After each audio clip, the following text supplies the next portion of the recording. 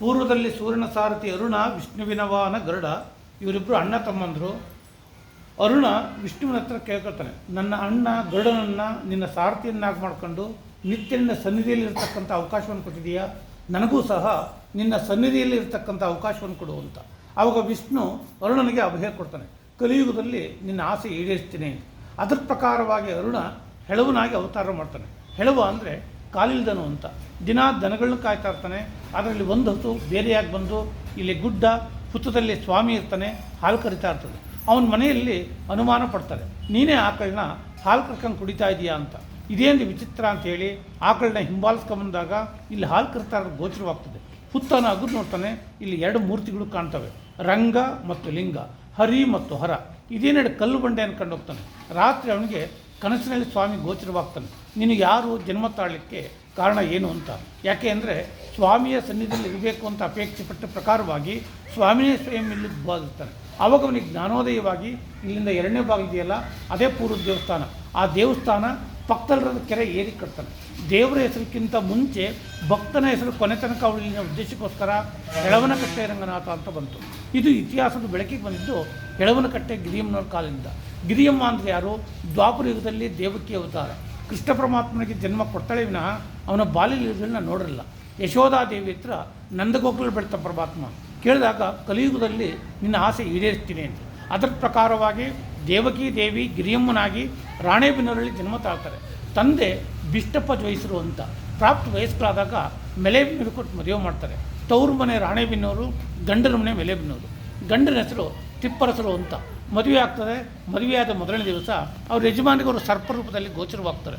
ಇದೇನು ವಿಚಿತ್ರ ಅಂತೇಳಿ ಹೊರಬಂದಾಗ, ನಾನು ಆಜೀವ ಪರ್ಯಂತ ಬ್ರಹ್ಮಚಾರಿಗಿರ್ತೇನೆ, ನಿಮ್ಮ ವಂಶದ ಉದ್ಧಾರಕ್ಕೋಸ್ಕರ ಇನ್ನೊಂದು ಮದುವೆ ಮಾಡ್ಕೊಳ್ರಿ ಅಂತೇಳಿ ಸ್ವತಃ ಅವರು ನಿಂತು ಮದುವೆ ಮಾಡ್ತಾರೆ.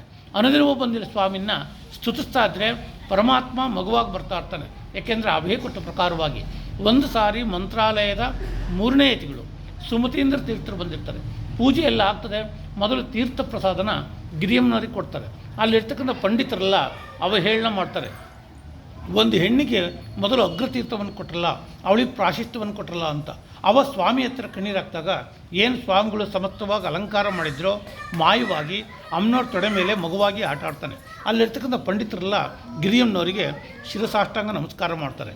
ಆವಾಗಲೇ ಒಂದು ಕೀರ್ತನೆಯನ್ನು ರಚನೆ ಮಾಡಿದ್ದಾರೆ, ರಾಮ ಶ್ರೀ ರಘುನಂದನ ಅಂತ. ಇನ್ನೂ ಒಂದು ಸರಿ ಏನಾಗ್ತದೆ ಅಂದರೆ ಆಂಧ್ರ ಪ್ರದೇಶದ ಮಹಾರಾಜರು ಪುಂಗನೂರು ಮಹಾರಾಜರು ಅಂತ, ಮಗ ಅಚ್ಯುತರಾಯ ಅಂತ. ಮಗನಿಗೆ ಹುಟ್ಟ 2 ಕಣ್ಣಿರಲ್ಲ. ಒಂದು ಕಣ್ಣು ತಿರುಪತಿಯಲ್ಲಿ ಬರ್ತದೆ, ಇನ್ನೂ ಒಂದು ಕಣ್ಣು ಇಲ್ಲಿ ಬರ್ತದೆ ಅಂತ ಸ್ವಾಮಿ ಅಪ್ಪಣೆ ಆಗ್ತದೆ. ಮಹಾರಾಜರು ಹುಡ್ಕೊಂಬಂದಾಗ ಗಿರಿಯಮ್ಮನವರು ಊಟಕ್ಕೆ ಹಾಕಿರೋ ತುಪ್ಪನ ಮುಚ್ಚಿ ಹಚ್ಚಿಡ್ತಾ ಇರ್ತಾರೆ. ಯಾಕೆಂದರೆ ಅವರ ಅತ್ತೆ ಮನೆಯಲ್ಲಿ ಅಷ್ಟೊಂದು ಸುಖಮಯವಾಗಿರೋದಿಲ್ಲ. ಆ ಕಪ್ಪನ್ನೇ ತೆಗೆದು ಇನ್ನೊಂದು ಕಣ್ಣಿಗೆ ಹಚ್ಚಿದಾಗ ಇನ್ನೊಂದು ಕಣ್ಣಿಲ್ಲಿ ಬರ್ತದೆ. ಏನು ಬೇಕು ಕೇಳಿ ಕೊಡ್ತೀನಿ ಅಂದಾಗ, ನಾನು ಸರ್ವಸಂಗ ಪರಿತ್ಯಾಗಿ ಈ ಸ್ವಾಮಿಗೆ ಏನಾದರೂ ಕೊಡ್ರಿ ಅಂತ. ಈ ದೇವಸ್ಥಾನ ಮೈಸೂರು ರಾಜರ ಆಳ್ವಿಕೆ ಒಳಪಟ್ಟ ದೇವಸ್ಥಾನ. ಅಲ್ಲಿಂದ ದತ್ತು ತೆಗೆದುಕೊಂಡು ಈ ದೇವಸ್ಥಾನಕ್ಕೆ 650 ಎಕರೆ ಜಮೀನನ್ನು ದಾನವಾಬ್ರು ಕೊಡ್ತಾರೆ. 1974ರಲ್ಲಿ ಉಳುವನೆವಡಿ ಅಂತ ಕಾನೂನಿನ ಮೇಲೆ ಎಲ್ಲ ರೈತರಿಗೆ ಆಗೋಗಿದೆ. ಆವಾಗಲೇ ಮಹಾರಾಜರು ಪಕ್ಕದಲ್ಲಿರೋ ಲಕ್ಷ್ಮೀ ದೇವಸ್ಥಾನವನ್ನು ಹಾಗೂ ಎದುರುಗಡೆಗೆ ಒಂದು ಪುಷ್ಕರಣಿಯನ್ನು ನಿರ್ಮಾಣ ಮಾಡಿದರು ಅಂತ ಇತಿಹಾಸ ಹೇಳ್ತದೆ. ಸುಮತೀಂದ್ರ ತೀರ್ಥರು ಹೇಳ್ತಾರೆ, ನೀವು ಐಕ್ಯವಾಗ ಸಮಯದಲ್ಲಿ ಆಂಜನೇಯನ ದರ್ಶನವಾಗ್ತದೆ ಅಂತ. ಶ್ರಾವಣ ಶುದ್ಧ ಪಂಚಮಿ ದಿವಸ ಹೊನ್ನಾಳಿಂದ 5 ಕಿಲೋಮೀಟರ್ ಆಗ್ತದೆ. ಕಮ್ಮಾರಗಟ್ಟೆ ಅಂತ ಕರೀತಾರೆ, ಕರ್ಮಹರಕಟ್ಟೆ ಅಂತ ಕರೀತಾರೆ. ತುಂಗಭದ್ರಾ ದಂಡೆ ಮೇಲೆ ಕೂತಿರ್ತಾರೆ, ಅಲ್ಲೊಂದು ಸಣ್ಣ ಕಪಿ ಕೂತಿರ್ತದೆ. ನೀನೇ ಆಂಜನೇಯ ಅನ್ನೋದಕ್ಕೆ ಕುರುಹೇನು ಅಂತ ಕೇಳ್ತಾರೆ. ದೊಡ್ಡ ಹುಣಸೆ ಮರಣ ಬುಡ ಮೇಲ್ ಮಾಡಿ ತುದಿ ಕೆಳ ಮಾಡಿ ಕಿತ್ತಿಡ್ತಾನೆ. ಇವತ್ತಿಗೂ ಸಹ ಗಂಟಾಗಿರೋ ಮರ ಹಾಗೆ ಇದೆ. ಇಲ್ಲಿ ನದಿಯಲ್ಲಿ ಸಶರೀರವಾಗಿ ಐಕ್ಯವಾಗ್ತಾರೆ. ಅವತ್ತಿನ ದಿವಸನೇ ಜಾತ್ರೆ ಆಗೋ ಕಾರಣಕ್ಕೆ ಅಲ್ಲಿ ನಡೀತದೆ, ಅವತ್ತಿನ ದಿವಸನೇ ಇಲ್ಲಿ ನಡೀತದೆ. ವರ್ಷದಲ್ಲಿ 2 ಸರಿ ರಥೋತ್ಸವ, ಚೈತ್ರ ಶುದ್ಧ ಪೂರ್ಣಿಮಾ ಮತ್ತು ವಿಜಯದಶಮಿ. ಶ್ರಾವಣ ಶುದ್ಧ ಪಂಚಮಿ ದಿವಸ ಜಾತ್ರೆ ಮತ್ತು ಕಾರ್ಣಿಕ. ಈ ದೇವಾಲಯ 300 ವರ್ಷಗಳಿಂದ ಈಚೆ ಬೆಳಕಿ ಬಂದ ವಿನಃ ಯಾವ ಯುಗದಲ್ಲಾಯಿತು ಯಾವಾಗಾಯಿತು ಅಂತ ನಿಖರವಾಗಿ ಗೊತ್ತಿಲ್ಲ. ಸ್ಕಂದ ಪುರಾಣ, ಅರುಣಾಚಲ ಮಹಾತ್ಮೆಯಲ್ಲಿ ಈ ಸ್ಥಳದ ಬಗ್ಗೆ ಉಲ್ಲೇಖವಿದೆ. ಹೆಳವನಕಟ್ಟೆ ಅಂತಲೂ ಕರೀತಾರೆ, ಅರುಣಗಿರಿ ಅಂತಲೂ ಕರೀತಾರೆ. ವಿಶಿಷ್ಟವಾದ ಜಾಗೃತ ಸ್ಥಳ. ಗಿರಿಯಮ್ಮನವರು ರಚನೆ ಮಾಡ್ತಾ ವಸ್ತುಗಳು ಲವಕುಶರ ಕಾಳಗ, ಬ್ರಹ್ಮಕೊರವಂಜಿ, ಚಂದ್ರಹಾಸನ ಕತೆ, ಉದ್ದಾಳಿಕನ ಕತೆ, ಶಂಕರಗಂಡನ ಹಾಡು, ಸೀತಾ ಕಲ್ಯಾಣ ಅಂತ ಅನೇಕ ಕೃತಿಗಳೆಲ್ಲ ರಚನೆ ಮಾಡಿದ್ದಾರೆ. ಗಿರಿಯಮ್ಮನವರು ಗೋಪಾಲದಾಸರಿಂದ ದೀಕ್ಷೆ ತೆಗೆದುಕೊಂಡಿದ್ದು. ಹರಿ ಓಂ ಸ್ವಸ್ತಿ.